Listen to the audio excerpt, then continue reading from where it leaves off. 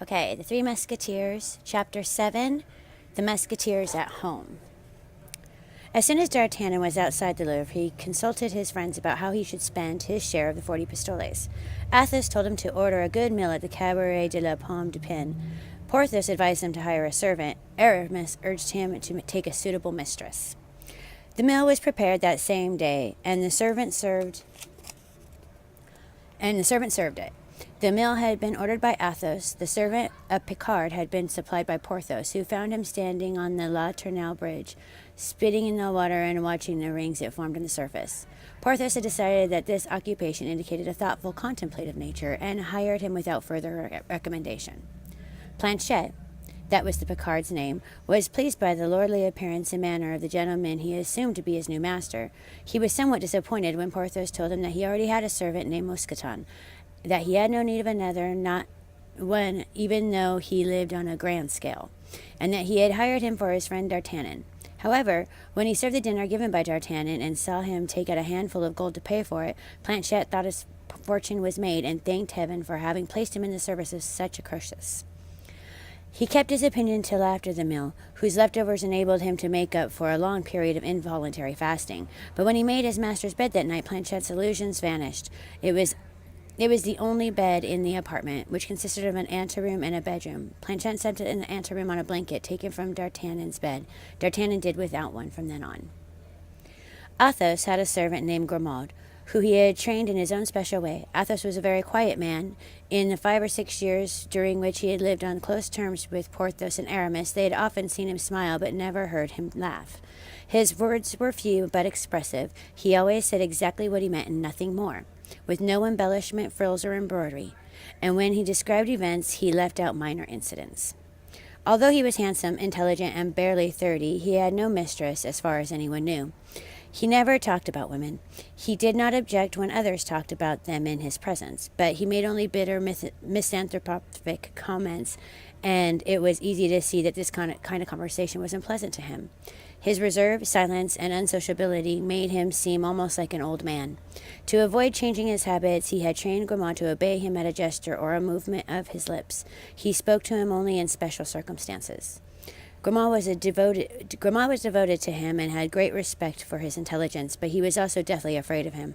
Sometimes thinking he had clearly understood a silent order, he would do the opposite of what his master wanted. Athos would then shrug and, without anger, give Grimaud a thrashing. On those days he spoke very little.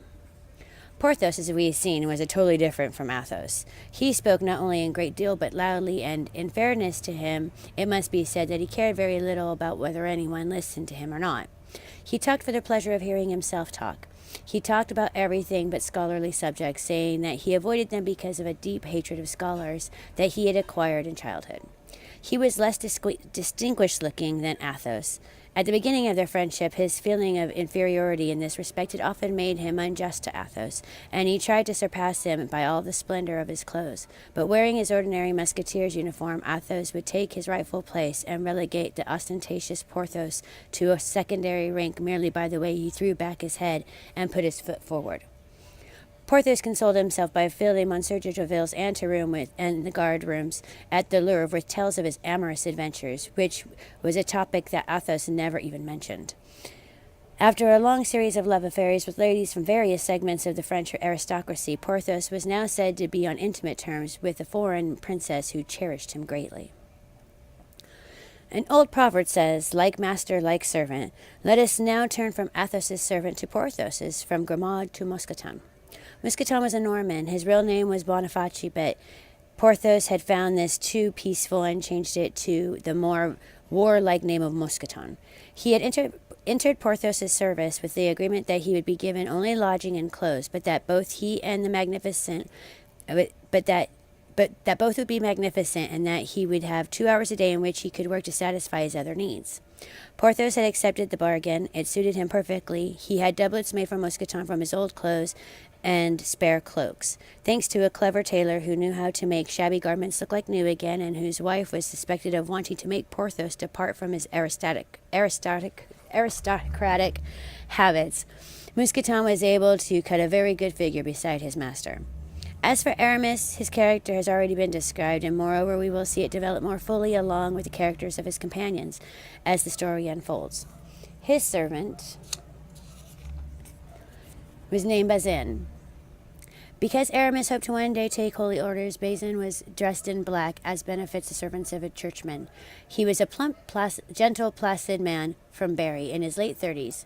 He spent his leisure time reading pious works, and when necessary he could prepare a simple but excellent dinner. He was as discreet as if he were deaf, dumb, and blind. His loyalty to Aramis was unshakable. Now that we have at least a superficial acquaintance with the masters and their servants, let us turn to their homes.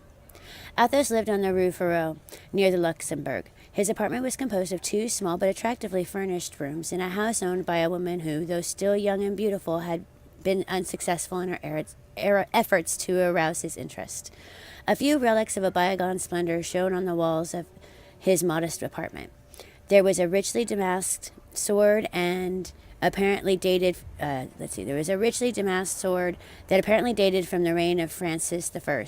Its hilt alone, set with precious stones, would have been worth 200 pistoles, but Athos had never been willing to sell or pawn it, even at times of great financial distress. Porthos had coveted that sword for a long time and would have given 10 years of his life to own it.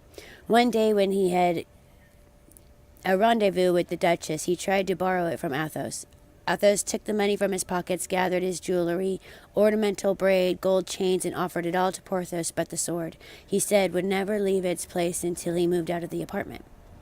Besides his sword, he had a portrait of a nobleman in the time of Henry III, elegantly dressed and decorated with the Order of the Holy Spirit.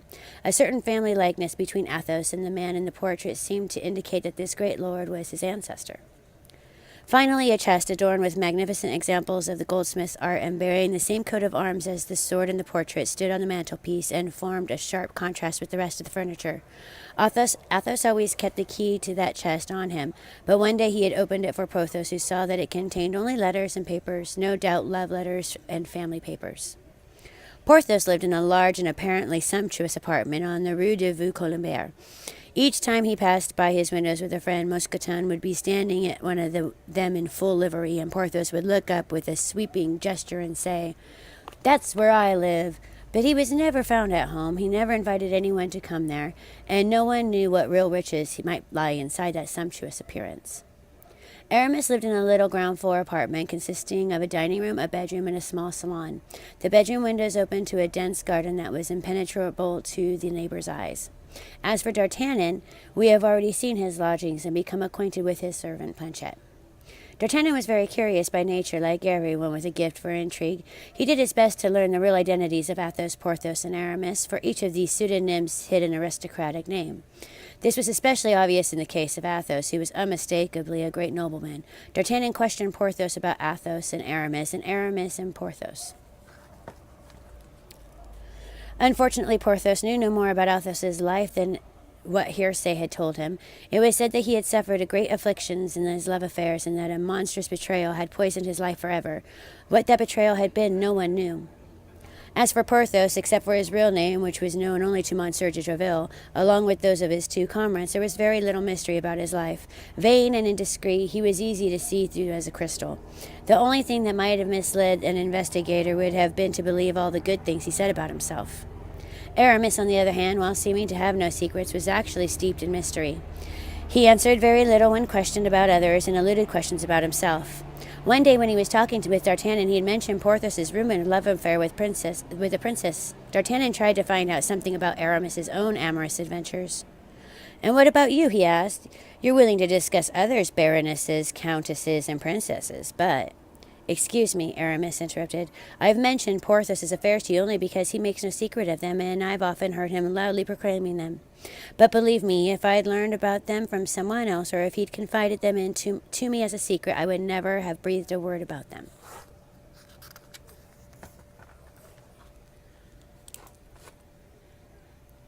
"I don't doubt it," said D'Artagnan, "but it seems to me that you're also familiar with the coat of arms. I'm thinking of a certain embroidered handkerchief of which I owe the honor of your acquaintance." This time Aramis did not become angry. He took on his modest air and answered affectionately, "My dear friend, don't forget that I want to be a churchman and that I avoid all social occasions. The handkerchief you saw hadn't been given to me One of my friends had left it behind in my apartment. I took it so that he and the lady he loves wouldn't be compromised. As for myself, I have no mistress. I don't want one. I follow Athos's wise example. He has no mistress either. Only in the interim, as the cardinal says, I'm a musketeer against my will and a churchman in my heart. Believe me, Athos and Porthos brought me to the Musketeers to give me something to do, just before I was to be ordained. I had a little difficulty with... But that wouldn't interest you, and I'm wasting your time. Not at all, cried D'Artagnan. It interests me very much, and I have nothing to do right now. But I have things to do. First I must say my breviary, and then I must write a poem to Madame d'Aignan asked me for. And then I must go to the Rue Saint-Honore and buy rouge for Madame de Chevreuse. As you can see, my dear friend, I am pressed for time, even if you are not. Aramis shook hands with D'Artagnan and left him. Despite all his efforts, D'Artagnan was unable to learn anything more about his new friends. He decided that for the present he would believe whatever was said about their past and hope for more extensive and reliable revelations in the future. Meanwhile, he guarded Athos as an Achilles, Porthos as an Ajax, and Aramis as a Joseph. The four young men spent their time quite pleasantly. Athos gambled and always lost, yet he never borrowed a sou from his friends, even when his purse was always at their disposal. Whenever he ran up a gambling debt, he woke his creditors at 6 o'clock the next morning to pay him. Porthos was sometimes seized with a passion for gambling. If he won, he was insolent and ostentatious. If he lost, he disappeared for several days, then came back pale and melancholy face, but with money in his pockets. Aramis never gambled at all. He was the most unsociable musketeer anyone had ever seen. He always had to work, sometimes in the middle of a dinner party when the wine had gone to other guests' heads and the conversation at the table was so lively that it seemed sure to last another 2 or 3 hours. Aramis would look at his watch, stand up with a gracious smile, and ask to be excused because he had an appointment with a theologian. At other times he would return home to write a thesis and ask his friends not to disturb him. But Athos would smile a sad, charming smile that suited his noble face so well, and Porthos would go on drinking and swear that Aramis would never be anything but a village priest. Planchet, D'Artagnan's servant, behaved admirably during the period of good fortune when he received 30 sous a day for a month. He was unfailingly cheerful and affable. But when the wind of the adversity began to blow, that is, when the 40 pistoles given by the king had been almost entirely spent, he began making complaints that seemed sickening to Athos, indecent to Porthos, and ridiculous to Aramis. Athos advised D'Artagnan to dismiss Planchet. Porthos agreed, but wanted him to be beaten first, and Aramis said that a servant should never speak except to compliment his master. That is easy for you to say, replied D'Artagnan. You, Athos, live in silence with Grimaud and won't let him say anything at all, so naturally you never hear any complaints from him. Porthos, you live in grand style, and your servant Mousqueton looks on you like a god. As for you, Aramis, you're always absorbed in studying theology, and since your servant Bazin is a deeply religious man, he has great respect for you. But I have neither money nor social standing. I'm not a musketeer or even a guard. What can I do to arouse Planchet's fear, respect, or affection? It's a serious problem, said Porthos. Servants are like women. They must be quickly taught to behave as you want them to. Think it over and try to find a solution. D'Artagnan thought it over and decided to give Planchet a thrashing as advance payment for future misconduct. When he had done this as conscientiously as he did everything else, he told him not to leave his service without his permission, because he said, I'm sure there are better days ahead for me, which means that your fortune is made if you stay with me, and I wouldn't be so unkind as to make you miss your fortune by setting you to leave me too soon. The Musketeers admired D'Artagnan for the way he dealt with Planchet. So did Planchet himself, and he said no more about leaving. By now the four young men had begun sharing their lives. D'Artagnan, who had no habits of his own since he had just come from the province and plunged into a world that was entirely new to him, soon adopted his friend's habits. They got up at 8 o'clock in the winter, 6 o'clock in the summer, and went to Monsieur de Treville's house to get their orders for the day and learn what was happening. Although D'Artagnan was not a musketeer, he was always on guard because he was always accompanying whichever of his 3 friends were on duty. All musketeers knew him and regarded him as a good comrade. Monsieur de Treville, who had appreciated him from the start and now had great affection for him, constantly recommended him to the king. The 3 musketeers were very fond of their young companion because of the friendship that had united the 4 men and the need to see each other 3 or 4 times a day for dueling, work, or pleasure. They had quickly become inseparable. They were often seen looking for each other between the Luxembourg and the Place Saint-Sulpice or the Rue de Vaux Colombier. Meanwhile, Monsieur de Treville had not forgotten his promises. One day the king ordered Monsieur de Essarts to take D'Artagnan into his company of guards. As a cadet, D'Artagnan sighed when he put on his new uniform. He would have given 10 years of his life to exchange it for a musketeer's cloak. Monsieur de Treville promised him that he would become a musketeer after a 2-year apprenticeship, which could be shortened if a chance arose for him to render the king a service or perform some outstanding act. D'Artagnan took careful note of that promise and began his service the next day. Athos, Porthos, and Aramis now began accompanying D'Artagnan when he was on guard duty, as he accompanied them, with the result that Monsieur de Essarts' company acquired 4 men instead of 1 when D'Artagnan joined it. That's the end of chapter 7.